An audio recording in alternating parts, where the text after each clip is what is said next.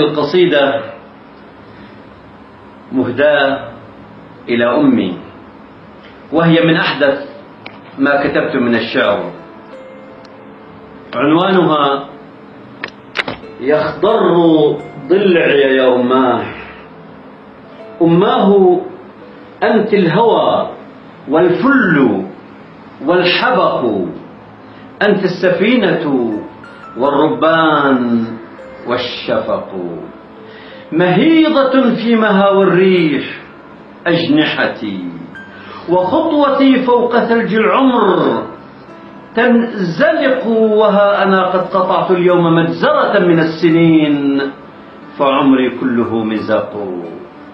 مدي ذراعك نحوي، جففي عرقي، إني أكاد بهذا الليل أختنق، وسلسل الماء في جوفي، فبي عطش من غير كفك لا أروى ولا أثق.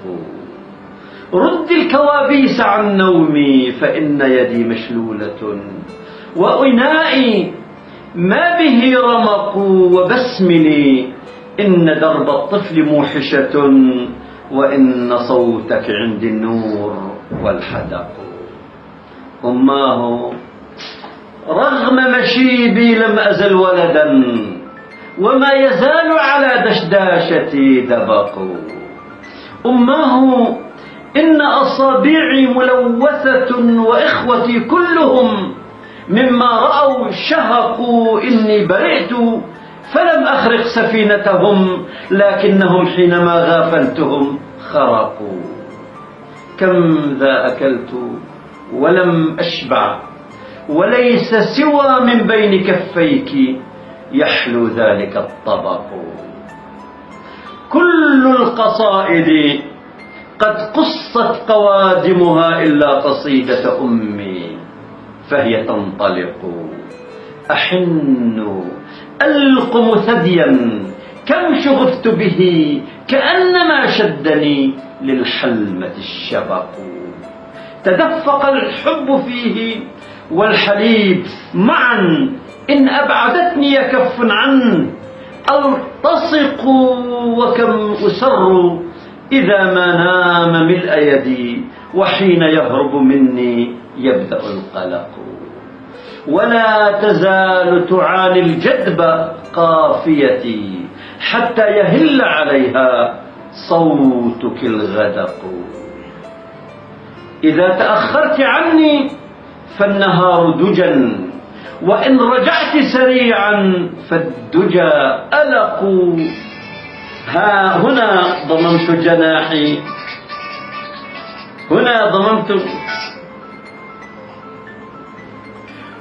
ضممت جناحي تحت سدرتها، ودمعة من بقايا الليل تحترق. أماه صاح الديوك الحي، وانطلقت كل الخراف إلى الغدران تستبق. وأشعلت فرنها الطيني جارتنا، وعندنا حطب للنار أو ورق. أماه أين رغيفي، إن مدرستي حانت، وإن سيوف الضوء تمتشق. أخطو وتتبعني يا رب كن معه، وحين تبصر أني عدت تأتلق. وحين رأسي ينأى عن وسادته تمد كفا إلى رأسي وترتفق.